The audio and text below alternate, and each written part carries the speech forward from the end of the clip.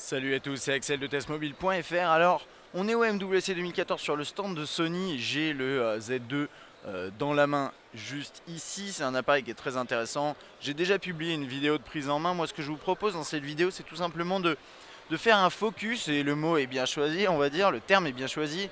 Car je vais parler des nouveautés photos et vidéos sur le terminal. Il y en a plusieurs et je vais m'attarder là-dessus. On a publié un article qui résume tout ça, je vous invite à le lire, mais en gros vous avez le même capteur, 20,7 mégapixels à l'arrière avec le flash LED qui se trouve juste ici. On a un mode steady shot logiciel et on a pas mal de modifications. Il y a juste un truc que je voulais mentionner maintenant avant de l'oublier, c'est que avec le nouveau Snapdragon qu'il embarque, il est compatible MHL 3.0, ce qui lui permet de balancer la 4K qu'il est capable de filmer sur des téléviseurs, oui, voilà, vous le branchez avec un adaptateur MHL et vous pouvez faire ça. Alors, dans l'appareil photo, on va repasser du coup plus profondément dans l'interface, puisque c'est vrai que pendant la prise en main, on s'était un peu, je m'étais pas trop attardé. Donc alors, qu'est-ce qu'on a? Soft skin, donc tout ça, c'est les réglages au niveau de la peau. Soft snap. Alors ça, je sais pas du tout ce que c'est. Intéressant. Il est rapide quand même à l'utilisation. Je vais juste faire un tout petit truc. Je vais le passer en français. Peut-être que ça va pas être là. C'est pas grave. Je vais passer dans les paramètres par là. Alors, toc.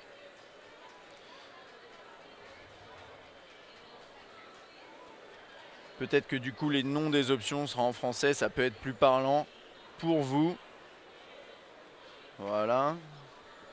Et on repasse dans l'appareil photo. Alors, toujours bien sûr, il y a un bouton dédié. C'est toujours très pratique.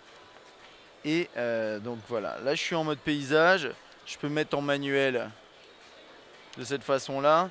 Donc on a, voilà, c'est arrière-plan flou, c'est le fameux mode qui permet de travailler sur une profondeur de champ simulée. Ça c'est une fonctionnalité qu'on trouve depuis les derniers Snapdragon et qui est après réutilisé, le hardware est utilisé en logiciel par Sony, un mode anti-flou. Donc ça c'est le steady, normalement c'est le steady shot ça. Steady shot qui est bien sûr du logiciel. Correction de contre-jour, HDR, paysage, portrait de nuit, scène de nuit, sensibilité élevée. On peut augmenter les ISO via ce mode de scène. Aliments, animaux, sport, documents, feux d'artifice. Donc ça, c'est tous les petits modes de scène qu'on va trouver sur le terminal. Alors là, on n'a pas trop d'options. Parce qu'à mon avis, c'est parce que je suis en mode anti-flou. Si je fais ça, on peut ajuster la balance des blancs de cette façon-là. Balance des blancs auto. Le flash, réduction de yeux rouges, désactivé, flash automatique. Caméra frontale sur laquelle on peut basculer. Salut à tous.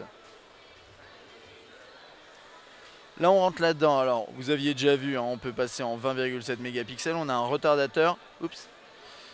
Détection de sourire, mode de mise au point avec détection de visage, mise au point tactile, suivi d'objets, ça c'est pas mal. Ça peut être très pratique. Et autofocus simple, autofocus multiple. On a un mode HDR qu'on peut activer ici. On peut régler les ISO là. Et bah dis donc, j'arrive pas à revenir en arrière, excusez-moi. Voilà, stabilisateur d'image qui est ici, c'est Steady Shot. Normalement, c'est une nouvelle version. Ça a été légèrement corrigé, mais encore une fois, c'est du logiciel. C'est pas une stabilisation optique. Enregistrement des visages, si vous voulez, qui garde en mémoire le visage pour ensuite après pouvoir les filtrer vos clichés par visage. Capture tactile, c'est si vous appuyez sur l'écran pour capturer. Touche de volume comme zoom ou non, on peut configurer ça, stockage, etc. Donc là on a fait le tour des options ici. Ensuite, retouche de portrait. Donc là on peut appliquer des effets à un portrait en temps réel. Je sais pas, j'ai personne en face de moi donc je vais pas pouvoir vérifier, mais qu'est-ce qu'on a ici? Daily, Natural, Cute. Quelques effets qu'on peut appliquer, vintage, à un portrait. C'est vraiment optimisé pour les portraits. Ça, c'est une nouveauté. C'est quelque chose qu'on n'avait pas avant sur ces terminaux. Auto supérieur, bon, vous connaissez ce mode. Vous touchez à rien, il s'occupe tout seul de détecter la scène et de vous proposer les meilleures possibilités. Vidéo 4K, bien sûr. Voilà, ça permet de filmer en 4K. En 4K, c'est du 720p. On peut régler white balance, mettre un flash d'appoint. Mode steady shot possible d'activer. Vous pouvez activer, désactiver le micro. Et voilà, vous n'avez pas la possibilité de régler la résolution parce que tout simplement, ici, vous filmez en 720p puisqu'on peut pas, pour l'instant, avec les processeurs qu'on a, on peut pas faire à la fois du 4K et du alors, qu'est-ce que je raconte comme bêtise? Désolé, je mélange avec le mode 120 fps. Excusez-moi. Le mode 4K, bien sûr, c'est du 4K. C'est pas du 720p. Je raconte n'importe quoi. C'est pas grave. Mais la question, c'est aussi les FPS sur le 4K. Là, par contre, ça, je suis pas sûr. Mais c'est de ça que je voulais parler. Le time shift qui permet de filmer en 120 fps, lui, par contre, est réduit à 720p. Là, c'est ce que je voulais dire. Ok, white balance ici. Floutage de l'arrière-plan, on a un mode plus complet pour flouter l'arrière-plan. Donc c'est ce qu'ils appellent background defocus, qui est juste à côté, je le vois en démo. Je vais du coup vous le montrer. Donc je vais prendre une photo de ma main, c'est pas le plus... Non, je prends une photo de la caméra. Alors ça c'est un peu... Voilà.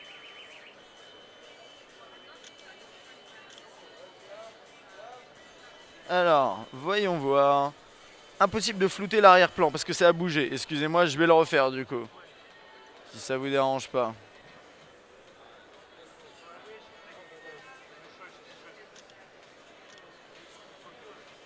Je sais pas s'il va y arriver parce qu'effectivement... Ah, je crois que c'est bon.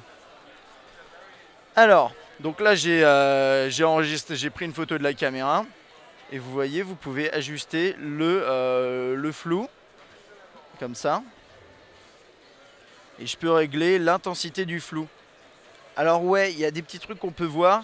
En fait, l'idée, c'est que ça va détourer hein, l'image. Je vais essayer de vous montrer ça. Il y a quelques petits éléments qui sont un petit peu étranges. Oh, je trouve que Sony s'en sort quand même pas si mal. Par exemple, là, vous voyez, c'est noir ici. Et il arrive quand même à détecter effectivement qu'il y a, que l'objet est là. Donc non, c'est plutôt réussi moi je trouve, hein. Là ça rend pas mal. Alors bien sûr ce qu'on peut lui reprocher c'est que quand vous mettez le flou à fond, ça crée un flou qui est complètement plat. C'est pas comme une vraie profondeur de champ qui prend en compte le fait que vous ayez autour différentes distances dans le background, dans le fond. Et voilà. Mais sinon c'est quand même, moi je trouve que c'est quand même réussi. Voilà, je vais la sauvegarder, vous la sauvegardez juste après. Ça prend un petit moment visiblement. En tout cas le résultat est pas mal. Vous avez vu la première fois que j'ai capturé la photo, j'ai peut-être un tout petit peu bougé. Du coup il m'a dit non c'est pas possible. Ça ne marche pas. Il faut... bon là je sais pas ce qu'il me fait. On va revenir en arrière. Si on peut. Voilà je vais le forcer. Fermer tout. On va relancer la PN. Je sais pas, il a peut-être eu un petit peu de difficulté pour sauvegarder. En tout cas voilà, ça c'est floutage de l'arrière-plan. Ça marche assez bien. Alors effet de réalité augmentée. Ça c'est plutôt fun, vous connaissez je pense, on l'avait testé lors du test du Z1. En gros vous restez, je sais pas, vous êtes sur un endroit et vous bougez pas, je vais réinitialiser. Normalement ça va vous afficher en réalité augmentée des éléments à l'écran. La nouveauté en fait de ce mode là ça n'a pas l'air de marcher, je sais pas pourquoi. Ah si, attendez. Non, voilà c'est bon. Vous voyez, il y a dinosaure, c'est génial. C'est que maintenant, il a la possibilité de filmer. Vous pouvez filmer et avoir les effets de réalité augmentée en direct. Voilà, ça c'est le petit gadget en plus pour ce mode AR. Effet créatif. Donc, dupliquer. Alors, attendez, ancien film, effet de mouvement, c'est des petits effets, voilà. Ça, je crois que c'est pas tout à fait nouveau, mais c'est peut-être implémenté différemment. Ensuite on a Vine, on peut créer des Vines tout simplement. Ça je crois que c'est quelque chose de nouveau. Info Eye et Time Shift Burst, Social Live et Panorama, tout ça c'est des choses qu'on avait déjà. Donc voilà, on a quelques petites nouveautés, c'est assez sympa. Je pense que Sony est en train de monter en puissance sur son interface et ses fonctionnalités liées à la photo, tout en gardant le même capteur. Pourquoi pas, la 4K c'est une idée qui est intéressante. À voir ensuite comment ça va être utilisé en application. Enfin bon, c'est à peu près tout pour cette vidéo. J'espère qu'elle vous a plu. Et moi je vous dis à la prochaine.